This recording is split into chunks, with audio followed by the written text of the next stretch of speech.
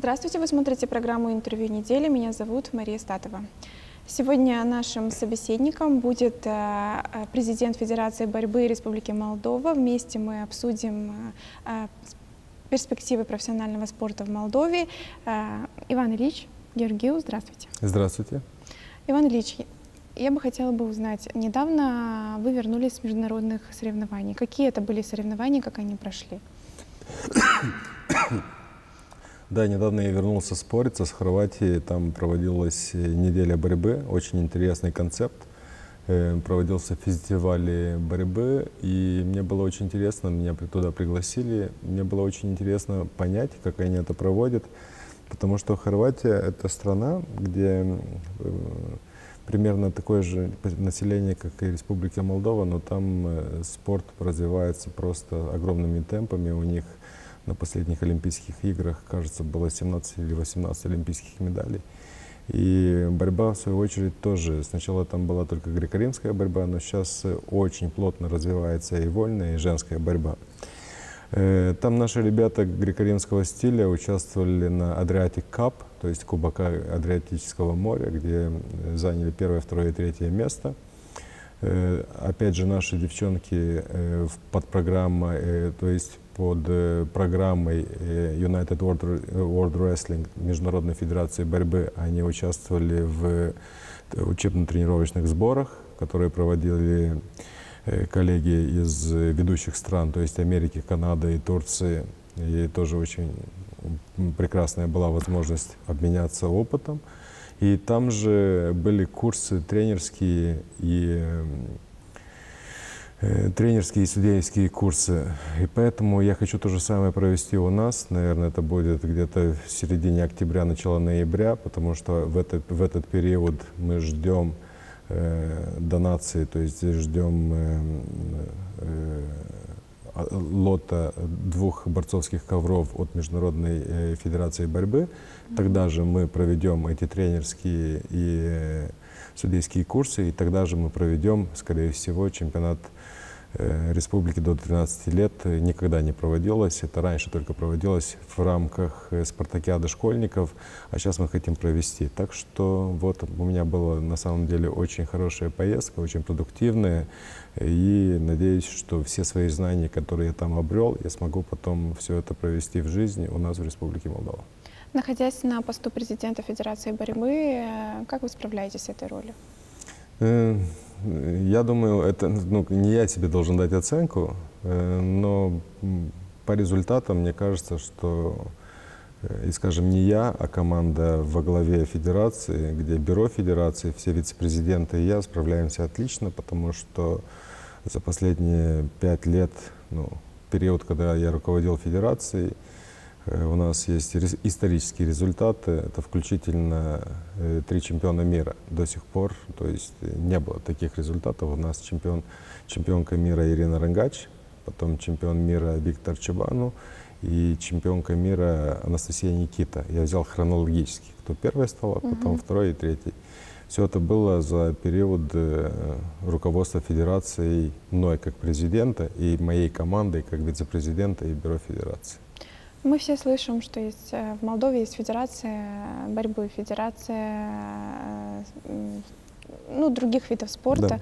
Но мало кто, наверное, понимает, какие задачи заключают в себе эти федерации, какова цель их создания. Можете немного раскрыть скобки и сказать, на что нацелено? Смотрите, да, нацелено в первую очередь это, наверное, на здоровье нации. Это первое, на что мы должны быть все мы нацелены, все люди из мира спорта.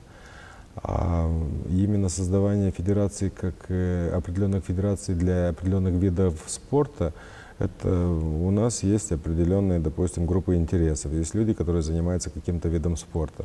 И для того, чтобы этот вид спорта развивать, чтобы он развивался по определенным правилам, по определенным критериям, чтобы эти критерии не нарушались, чтобы, опять же, все это было правильно, и все это было с конечной целью улучшить здоровье нации и престиж страны на международном уровне, потому что сегодня, как уже примерно все понимают, что спорт — это очень сильный и очень веский игрок даже в политической сфере. Поэтому, конечно, мы не можем конкурировать с сильными странами, но, опять же, очень приятно, когда наш государственный флаг поднимается на самых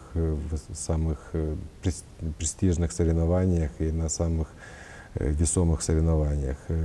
Опять же, это говорит о нации нашей, то есть, опять же, это говорит о силе страны. Так что в двух словах не описать и не рассказать вообще, какова цель федерации, но в целом, наверное, первое, что пришло на уме, как говорят, первое, что приходит, это от Бога. Вот я сказал, первое, самое главное, это здоровье нации. А как финансируется федерация? Из бюджета, либо при помощи спонсоров?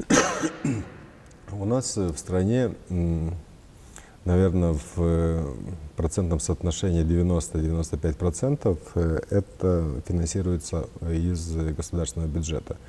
Будь то локальный бюджет, то есть бюджеты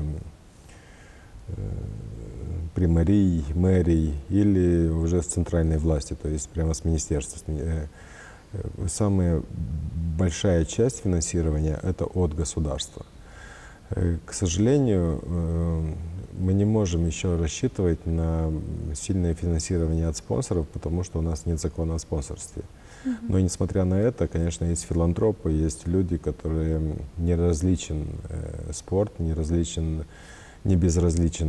безразличен вообще ситуация в спорте и в целом, и в развитии молодежи в частности, развитии спорта в частности. И поэтому, конечно, у нас есть и поддержка от частного капитала, то есть от частных лиц, или от компаний, которые не государственные, но, опять же, вносят очень сильный, очень серьезный вклад в развитие спорта в целом и, в частности, в развитие борьбы. То есть такая организация, допустим, у нас есть, как Ассоциация поддержки, Ассоциация дисциплинира инициатив лор коммунитариш спортулы. Не знаю, как на русском. Вот эта организация за последние 3 года, я скажу, существенно нас поддержала, и не только нас, она поддерживает различные федерации, различные регионы, и не только спорт, но и еще социальные какие-то инициативы. Вот, да, потом есть и, в частности, есть и частный сектор, есть фонды определенные. Я не знаю, если у нас в передаче, наверное, не знаю, нельзя говорить, чтобы называть их как спонсорами, но есть такие люди, и без таких людей было бы очень и очень тяжело. А на что направляются эти средства? Государственные? Именно вот вы сказали, не только государственные, но и спонсорские. Они идут на то, чтобы поощрять наших спортсменов, которые Нет, конечно, завоевывают, либо на всю инфраструктуру? Нет, на всю инфраструктуру. Про инфраструктуру вообще очень сложно говорить, потому что за последнее время очень мало спортивных залов или вообще давались в эксплуатации. И почему-то, когда я говорил о здоровье нации, наверное, нам еще предстоит узнать или предстоит почувствовать вот этот подход коммерческий, капиталистический, что за все надо платить, что везде надо там... Конечно, я понимаю, что за все надо платить, что все стоит денег, и там кто-то работает, но мы должны понять, что чем больше спортивных сооружений в стране, тем меньше больниц в стране, наверное, тем меньше тюрем надо строить, потому что если здоровый образ жизни, то человек пойдет в другое русло. Если никто не будет заниматься спортом, то он может пойти в криминалитет, допустим, или может вообще, то есть не быть здоровым человеком, и это тоже обходится в сильную копейку для государства. Но это мы потом поймем. Я что видел, будучи и спортсменом высокого уровня, потом тренером, а потом уже президентом федерации, я во Франции, допустим, возле Марсового поля, возле Эйфелевской башни, то есть Эйфелевой башни, там есть спортивные площадки, где люди играют и никто ничего не платит. И мы понимаем, наверное, сколько стоит земля возле Марсового поля. И что, конечно, все хотели бы там что-то построить. Но государство думает о том, что там должны заниматься спортом. То же самое в Москве, то же самое в Мадриде, там, когда вечером круглосуточные спортивные площадки, все занимаются спортом, играют в баскетбол, футбол, еще что-то, и никто ничего не платит. Есть определенные моменты. Так, я чуть отошел от темы, это мы говорим об инфраструктуре. Большую долю денег, которые мы получаем от государства, уходит, опять же, на участие в соревнованиях и для подготовки для участия в соревнованиях. То есть подготовка — это означает сборы, подготовка — это означает тренировки, местные сборы и заграничные сборы, и сама поездка на соревнования — это очень емкая и затратная. То есть это означает, надо платить за дорогу туда-обратно, потом аккредитация, потом страховка, и все это обходится, да, очень дорого. И поэтому, когда мы едем 5 сборными, до 15, до 18, до 20, 23 и взрослая сборная, и в каждой сборной у нас есть женская вольная греко-римская борьба. Считайте, какие у нас делегации. И это по деньгам это очень весомо. Поэтому говорить еще о развитии каких-то центров или о залах, или о оснащении коврами, или купить экипировку, это очень тяжело. И здесь вот к нам на помощь приходят наши партнеры, которые вот помогают с приобретением экипировки. Кстати, экипировку для главной сборной страны, для сборной, взрослой сборной по греко-римской, по вольной, по женской и еще до 23 лет взял на себя ваш соотечественник. Он оденет всю нашу сборную. Это Петр Влах.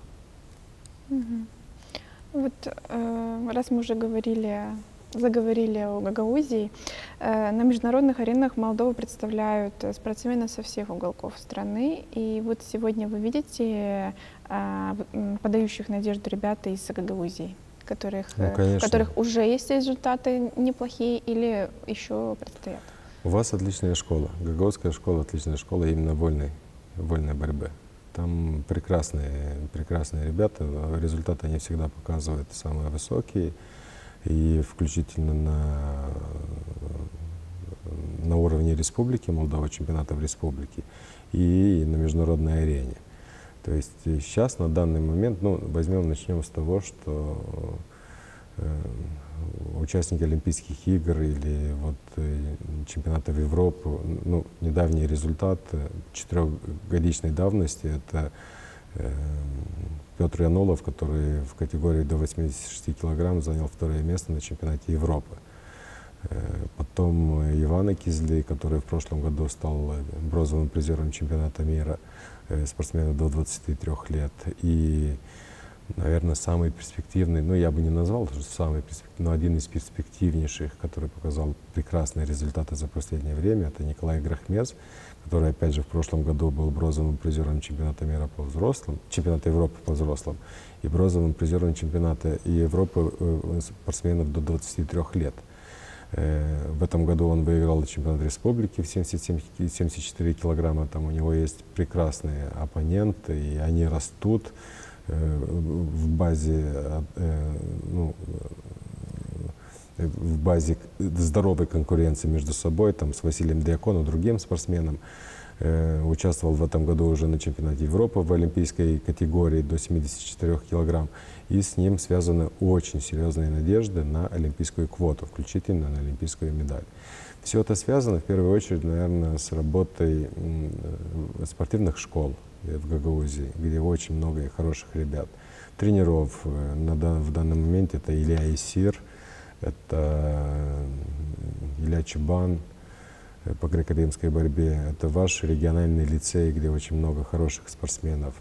Это включительно филантропов, это людей, которые которые вкладывают свои личные деньги в спорт. Это Илья Семенович Узун, это Николай Дудоглу, Николай Харламович Дудоглу, который тоже вот основал свой клуб «Боскурт».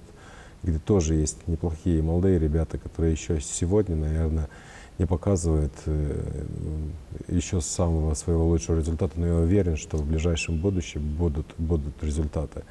Вот составляющие для хорошего результата — это спортсмены, которые у вас есть. То есть потому что, не знаю, генетически, наверное, предрасположенность к борьбе и характер гагаузский, он такой, он никогда не даст, как говорят, заднюю, он всегда будет бороться до конца. Это второе — инфраструктура. За последнее время я скажу, что в регионе инфраструктура улучшилась. То есть там построили стадионы, построили спортивные объекты. И, конечно же, тренера. И, как я вам уже сказал, у вас есть тренера. Есть хорошие тренера, хорошего качества, как специалисты. И включительно они всегда у нас были тренерами сборных для определенных возрастных категорий. И, конечно, поддержка государства или поддержка в данном моменте поддержка руководителей региона. То есть там тоже существенно. Я был, допустим, на награждении лауреатов в конце года, лауреатов спорта. Существенные, хорошие награды, хорошие денежные призы. И филантропы, опять же, людей, которых я назвал, уже часть. Еще могу назвать Михаила Красини, который тоже он из борьбы, то есть бывший борец хорошего класса, и он и сейчас на данный момент очень сильно помогает борьбе, помогает спортсменам и включительно из региона, но и спортсменов вообще из федерации. Всеми видами борьбы сегодня занимается от мала до велика. Но несмотря на это, в профессиональном спорте единицы. И вот вы их называли и по Молдове, и у нас в Гагаузии, которые они в конечном итоге занимают призовые места на международных аренах. Почему так выходит? И вы сказали, смотрите, что и тренеры хорошие, да, и вроде бы есть и база неплохая. Нет, смотрите, я вам назвал, сейчас сказал, то есть по памяти только, сколько там, несколько имен, но их намного больше. То есть если надо взять статистические данные, посмотреть, я назвал только вам олимпийские виды спорта. А в Федерации борьбы есть еще неолимпийские виды спорта. И сейчас, вот, кстати, очень хорошо, у вас есть спортивная школа, которой руководит Романов Анатолий Федорович. И вот у него сын Александр Романов, который, будучи у нас в Федерации борьбы чемпион республики супертяжелой весовой категории по вольной борьбе, участвовал на чемпионате мира, там чуть-чуть не хватило до олимпийской квоты, до 5-го места, чтобы потом поехать на Олимпийские игры в Токио. Но он потом начал, то есть, заниматься именно неолимпийскими видами, которые тоже включаются в нашей Федерации борьбы. Это грэпплинг, это панкратион, и после этого у него даже отличные результаты на международном уровне по боям, по смешанным боям. То есть это тоже, и это не только он, то есть в регионе есть еще спортсмены, которые вот именно занимаются вот этими грэпплингом, панкратионом. Если взять, наверное, концентрацию вот чемпионов или спортсменов и с медалистами, то я скажу, что в регионе это очень высокая тенденция и очень много. Про регион вы имеете в виду про Гагаузию? Гагаузию, конечно. А в Молдове в целом? В Молдове в целом тоже есть. Есть. Я говорю, то есть, про процентное соотношение. А в Молдове, я же назвал уже вам, вот Виктор Чубан, он сам с Кишинева, но с севера республики. Ирина Рангач, она тоже здесь тренируется, ученица, выпускница лицея спортивного, но сама с Леова. То есть Анастасия Никита, она с Страшен, то есть с центра.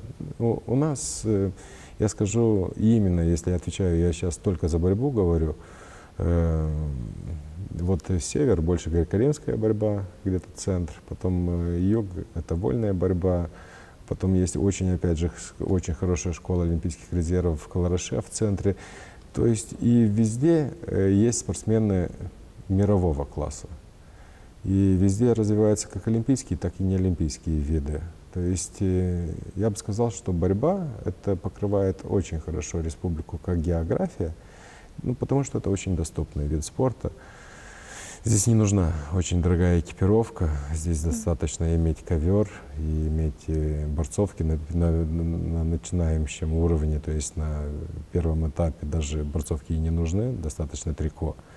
И вот из-за того, что есть уже результаты у спортсменов, есть кого брать пример, есть хорошие тренера, вот уже достигается каких-то успехов. Я вам скажу, что за последние 2 года у нас именно в борьбе количество медалей было около 44 или ну, примерно в районе 50 медалей на всех чемпионатах Европы и мира по всем возрастным категориям.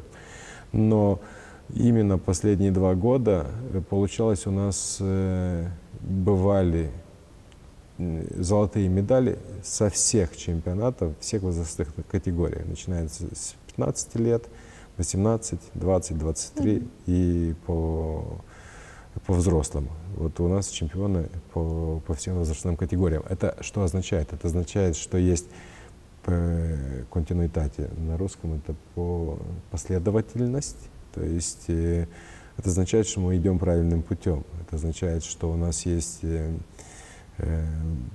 тренера для всех возрастных категориях, и вот они как бы растут, переходят в другие.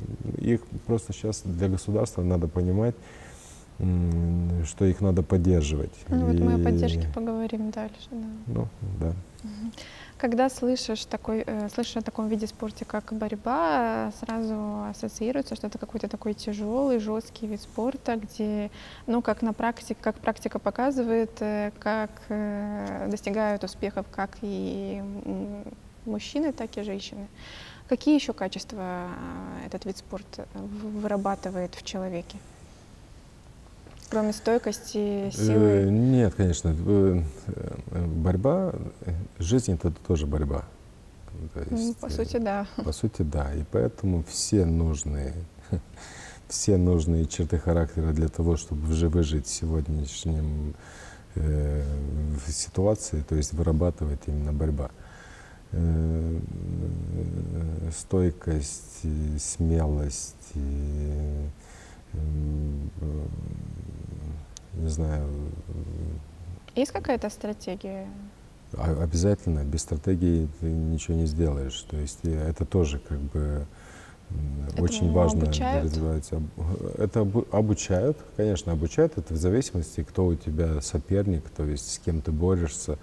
Есть люди, которые хорошо делают один прием, есть спортсмены, которые хорошо делают другой прием, есть, которые борются в левосторонней стойке, в правосторонней стойке. И все, исходя из этого, то есть надо так себе построить борьбу, чтобы уметь выигрывать именно в определенных ситуациях.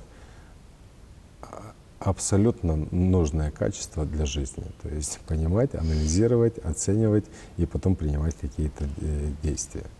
В основном, по словам тренеров, участие в одном соревновании, в одном международном сборе равняется 1 месяцу тренировок в зале. Так ли это? Извините, что говорят тренера? Что участие в одном соревновании, подготовка, то есть сборы, это все равняется 1 месяцу тренировок. Так ли это? Ну, это очень такой механический подход, математический к какому-то, что вот месяц тренировок — это потом сборы и соревнования. Наверное, не знаю, из чего исходил человек, который делал такие измерения. По мне нет.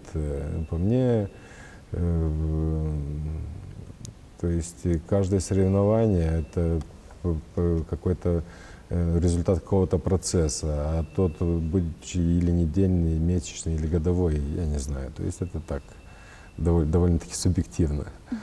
Вот мы уже затронули тему поддержки со стороны государства профессиональных спортсменов. А сегодня во многих странах спортсменам за высокие успехи там выплачивают стипендии немалые, там, дарят квартиры, машины, то есть разные методы поощрения. Какие методы существуют у нас в Молдове? Слушайте, я вам скажу, что на данном этапе у нас неплохая поддержка, если взять вообще смотреть по региону. То есть регионы, я говорю, это Украина, Румыния, та же Турция.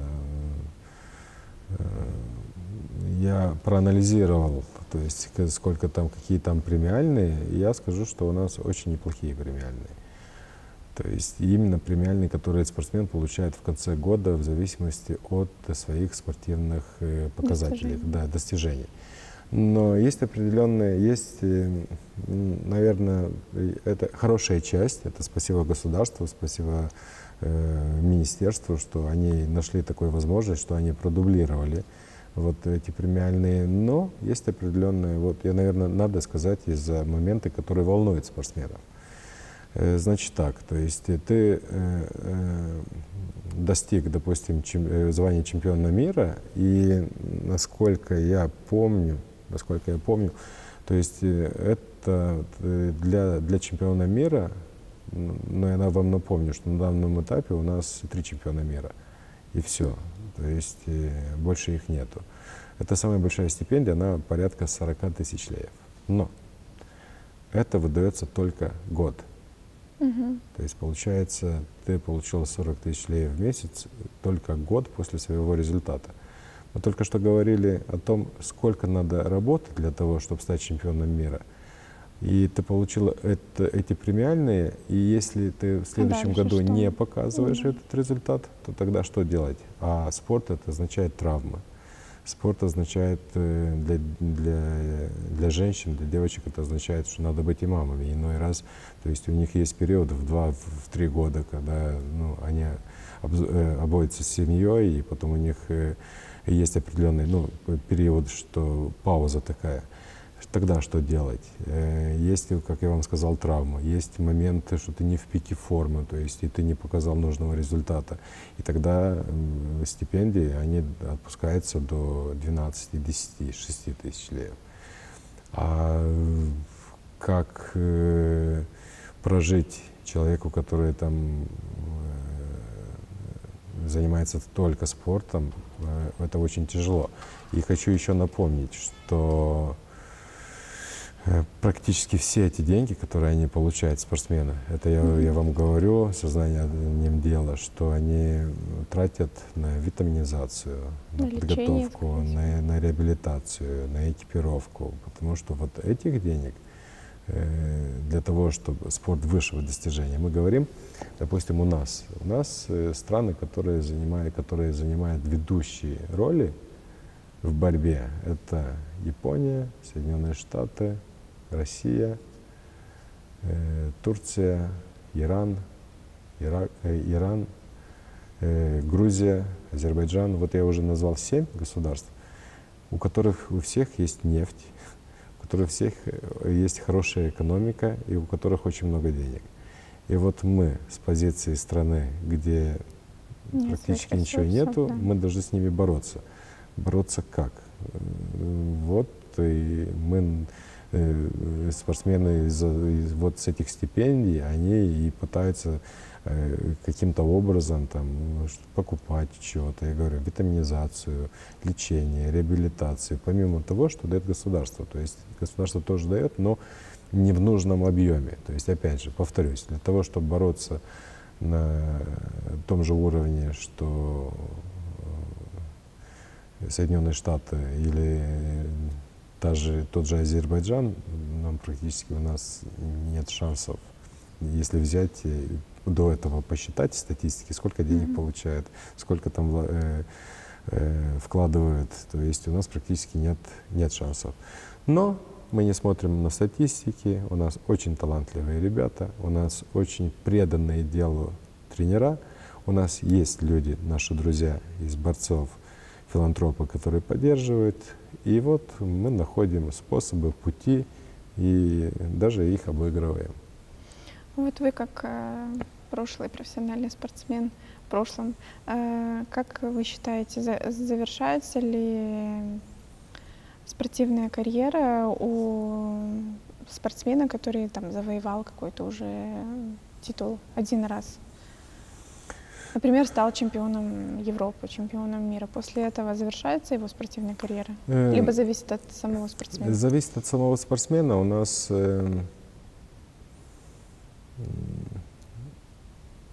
я, допустим, вот сейчас в Порице встречался с кубинским тяжеловесом Лопесом.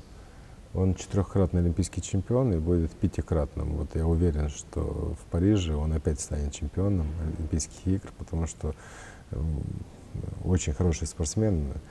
И считайте, 5 олимпийских циклов — это 20 лет. 20 лет он практически никому не проигрывал. У нас были такие же легендарные личности. Это в лице Сан Саныча Карелина, который 3-кратный олимпийский чемпион, и потом в Атланте стал серебряным призером тоже. То есть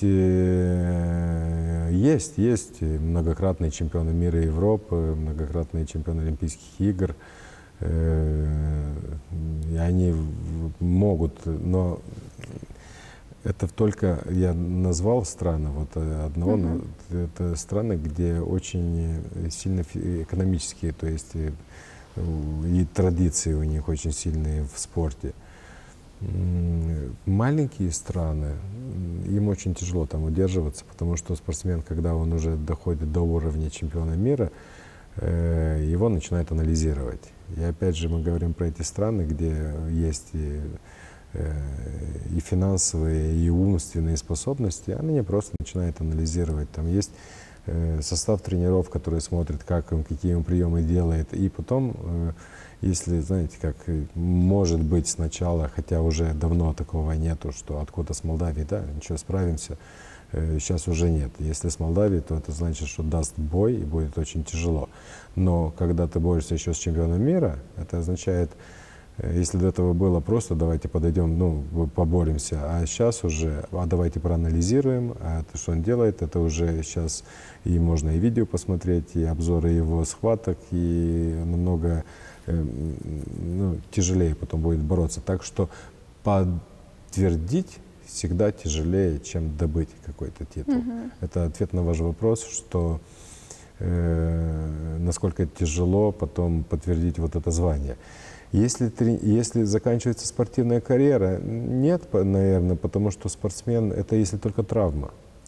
Только из-за травмы может закончиться спортивная карьера? Нет, он может закончить и потому, что ему просто надоело. Но спортсмены или борцы в основном, это если с ними не случается травм, у них довольно-таки долгосрочные, так назовем, то есть спортивные карьеры, потому что сами по сути они такие, то есть они борются, они всегда хотят достичь результата, то есть если что-то не получилось, он опять возвращается и идет к своей поставленной цели. Это свойство характера.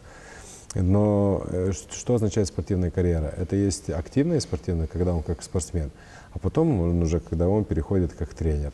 Опять же, ваш земляк Евгений Недялко, это участник Олимпийских игр, это призер международных турниров и чемпионатов, который сейчас прекрасно занимается, у него прекрасная детская группа, очень много детей. И вот он продолжает свою спортивную карьеру, но уже не как спортсмен, а как тренер.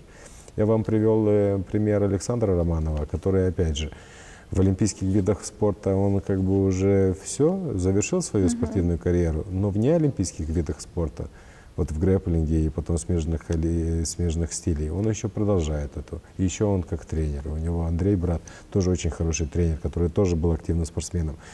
Вот, спортсмены, они переходят из действующего спортсмена потом в тренера, а потом в администратора, в менеджера. То есть всегда вот эти качества, которые вырабатываются во время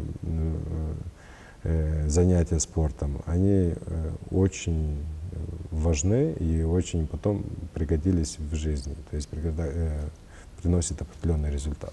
А в вашей практике есть те спортсмены, которые не стали продолжать свою спортивную карьеру, а подали вообще другое направление? Есть. Вот в бизнес есть, который подается. Я вам назвал Петра Влаха, Илья Узуна, Михаила Карасини, Николая Дудоглу, то есть в бизнес, в администрацию. То есть и такие. Они тоже очень нужны для нас, для спорта. Они потом помогают, в свою очередь, в своих позициях. А вы сами почему когда-то выбрали именно этот вид спорта? Я вообще-то пришел из бокса, из кикбоксинга, но когда меня выбрали как президента федерации, ну, опять же, маленький вводящий, то есть федерация борьбы — это олимпийские виды, или вольная, греко-римская, женская, есть неолимпийские. Один из неолимпийских — это панкратион. Это очень похожее на кикбоксинг.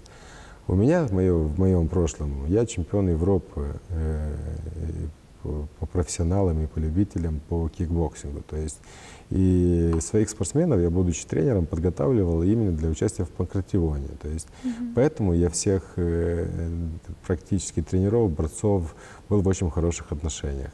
И с предыдущим президентом федерации, с Виктором Эммануиловичем Пейковым, то есть будучи ответственным за неолимпийские виды спорта, за панкратион, у нас была очень хорошая работа. То есть мы работали вместе, и вот было предложение выдвинуть свою кандидатуру на пост президента федерации и олимпийских. Ну, спасибо ему тогда за доверие, и надеюсь, что ни он, ни люди, которые меня выбрали, не сожалеют об этом. Если не говорить о профессиональном спорте, а о спорте в целом, вот что бы вы пожелали нашим телезрителям, чтобы соблюдать такой здоровый образ жизни? Ой, дорогие телезрители, соблюдайте здоровый образ жизни, потому что помимо этих гормонов, эндорфинов, которые, то есть, они придают больше радости, то есть больше желания жить. То есть всегда со спортом легче, даже если есть какие-то проблемы. Когда пошел в спортивный зал, позанимался чуть-чуть, после этого ты чувствуешь себя по-другому. И, как я уже сказал, спорт развивает в человеке очень много качеств, которые потом очень можно их применять в жизнь. Порядочность, целеустремленность, все это о спорте. Желание победить, опять же, из спорта. И если будете заниматься спортом, жизнь покажется намного прекраснее, и вы просто не будете об этом сожалеть. То есть я уверен. Спасибо, Иван Ильич, за то, что вы уделили нам внимание, свое время. А я напоминаю, что мы сегодня беседовали с президентом Федерации борьбы Республики Молдова и Иваном Георгиевым. Спасибо огромное. Спасибо огромное за приглашение. На самом деле очень приятно было, да, поговорить. И я всегда с большой радостью приезжаю в Камрад, в Гагаузию. Так что с большим удовольствием поделился с вами этим интервью. Спасибо, мы вас ждем еще на нашу родину. Давайте. Оставайтесь вместе с нами. Всего доброго.